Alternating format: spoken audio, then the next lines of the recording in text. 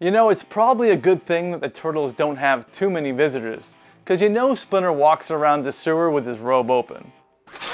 Arms up. Dude. Sold in a 2-pack with Baxter Stockman, this week we're taking a look at NECA's Teenage Mutant Ninja Turtles, Splinter. In Japanese culture, respect is key, and when Hamato Yoshi failed to bow to the master of the Foot Clan, he was exiled.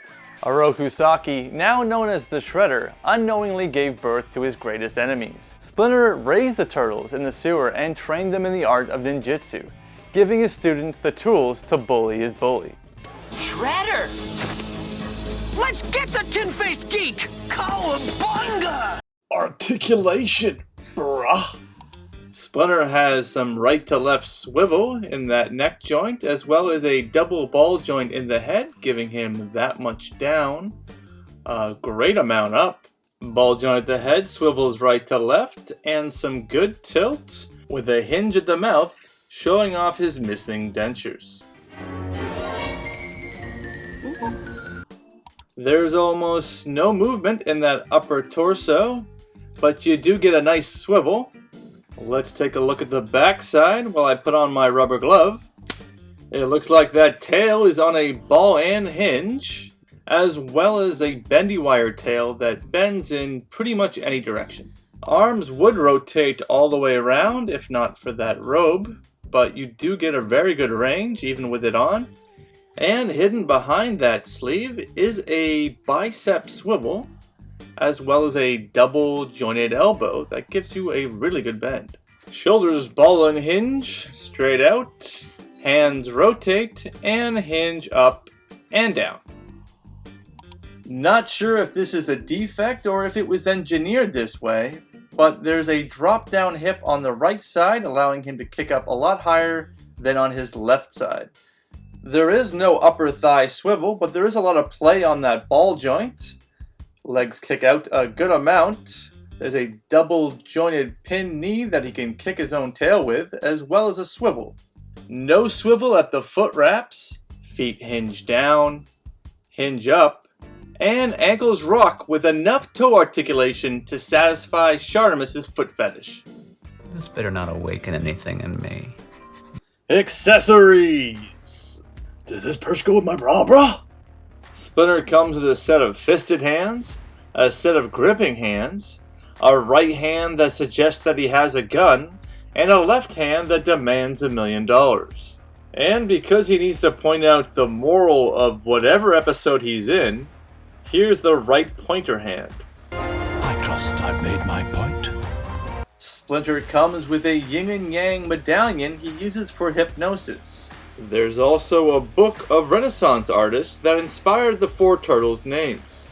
If you look at the background colors of each of their photos, you'll notice that it matches their bandanas.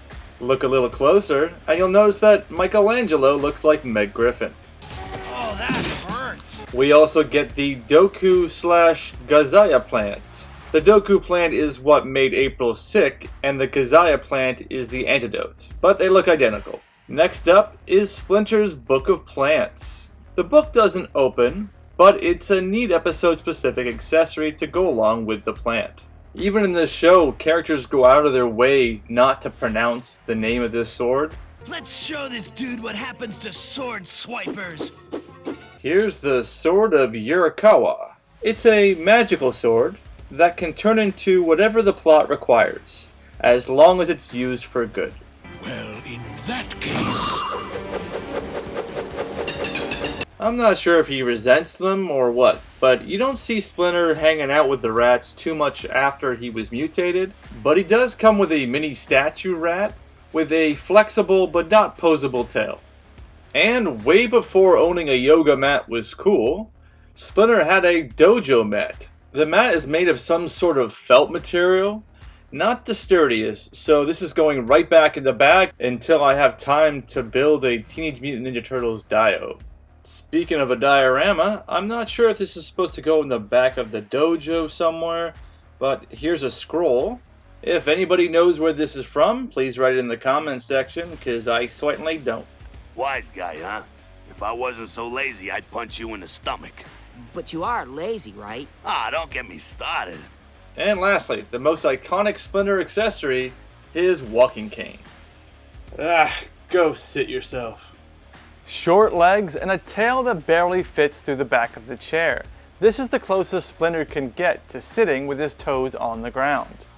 But given that he spends most of his time on the floor, let's see if Splinter can sit cross-legged. Not sure if it's a universal thing, but Splinter's right leg is longer than its left, allowing you to get him into a cross-legged pose. From a pet to a student to a son, here's Teenage Mutant Ninja Turtles Michelangelo, Leonardo, and Shredder shredding some cheese. I brought back some takeout, so let's get down and pig out. Next up we have some fellow countrymen. Here's Marvel Legends Psylocke, Silver Samurai, and Lady Deathstrike. Splinter doesn't do very well against machines, eh? Here's Teenage Mutant Ninja Turtles Mousers. And with a Toy Biz Omega Red tentacle wrapped around Splinter's throat, here's Metalhead. Minus his PTSD, he's not a lot different than Hamato Yoshi.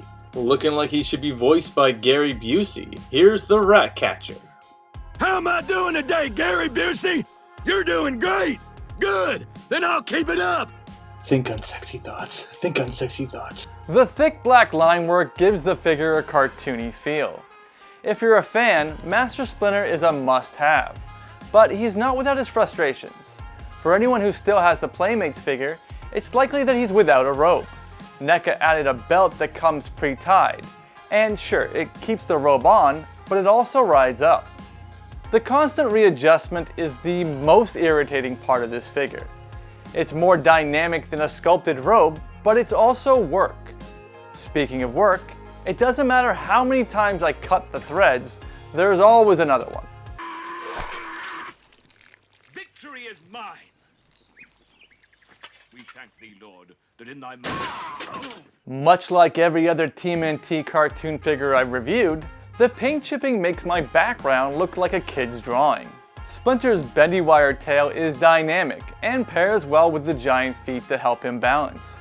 NECA definitely put most of the budget of this 2-pack into Splinter, and despite all the great accessories, he's more effort than he's worth.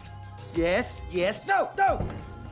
Splinter is part of a 2-pack with Baxter Stockman, so if you want him, you'll also be paying for Baxter. Head over to the channel and click the NECA tab for the Baxter Stockman review to see if he's worth picking up.